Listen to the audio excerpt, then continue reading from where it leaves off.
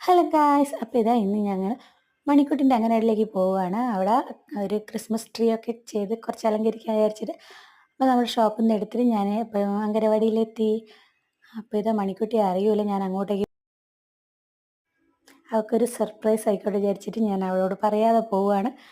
അപ്പോൾ ഇതാ അവളെ മുഖഭാവം കണ്ടാൽ അറിയാം. ഞാൻ ചെല്ലുമ്പോഴേക്കും ഭയങ്കര കുറവൊക്കെ. അമ്മ വന്നു എന്നൊക്കെ പറഞ്ഞു. ഉച്ചയ്ക്കാണ് ഞാൻ ഫുഡൊന്നും കഴിച്ചില്ല. അപ്പോൾ ഇവിടെ ഇതെല്ലാം ചെയ്തതിന് ശേഷം ഫുഡെല്ലാം കഴിക്കാൻ പോകാമെന്ന് വിചാരിച്ചു.